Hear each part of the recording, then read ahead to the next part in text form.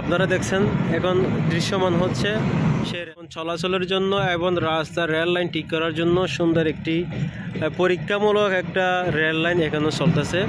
আপনারা দেখতে পাচ্ছেন পরীক্ষামূলক রেল লাইনের কাজ এখানে চলতেছে। আপনারা দেখছেন এখন দৃশ্যমান হচ্ছে সেই রেল লাইন।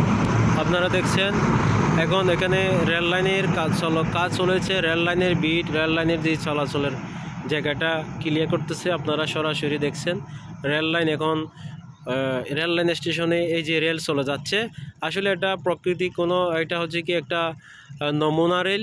এই রেল দিয়ে আগে রাস্তা ঠিক আছে কিনা সেটা দেখতেছে।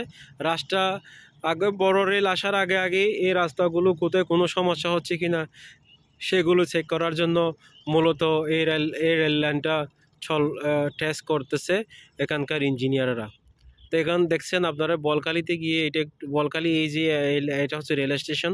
এই রেল স্টেশনে এসে একটু ওইটা থামাচ্ছে। তো এগুলো টেস্ট করতেছে, অর্থাৎ আগে থেকে টেস্ট করে একটু মানে রাস্তা মজবুত আছে কিনা, ঠিকমতো কাজ করতেছে কিনা, বিটি কাজ করতেছি না, এগুলোর জন্য ওরা টেস্ট করতেছে।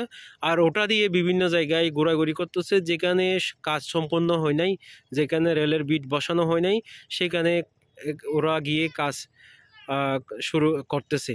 তো এইভাবে হচ্ছে আজ ঈদগাহ এই যে অবস্থান থেকে এখানে ঈদগাহর যে রেল লাইন হয়েছে, রেল লাইন স্টেশন হচ্ছে, সেই স্টেশন থেকে আমি আপনাদের মাঝে ছিলাম এতক্ষণ।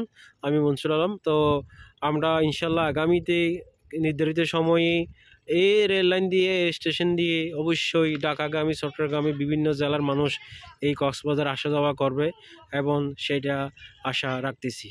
প্রিয় দর্শক, আপনাদের ঈদগাহ 24-এর পক্ষ থেকে আবারও স্বাগত জানাচ্ছি এবং সেই সাথে আমাদের নিয়মিত ভিডিওগুলো দেখার জন্য অনুরোধ জানাচ্ছি। আমরা চেষ্টা করি কিছু বস্তুনিষ্ঠ সংবাদ পরিবেশন করার জন্য, ধারাবাহিকতা, বাস্তবতা ভিডিওগুলো তুলে ধরার জন্য। আপনারা কে কীরকম ভিডিও দেখতে চান আমাদের নিচে কমেন্ট বক্সে অবশ্যই কমেন্ট করে জানাবেন। বৃহত্তর ঈদগাহের ভিতর যেই ভিডিওগুলো বা যে এলাকাগুলো আপনারা দেখতে চান সেগুলো দেখার আমরা চেষ্টা করব। এ পর্যন্ত ঈদগাহ 24-এর সাথে থাকার জন্য আবারও ধন্যবাদ জানিয়ে আজকের এই ভিডিও আপনাদের মাঝে সমাপ্ত করছি।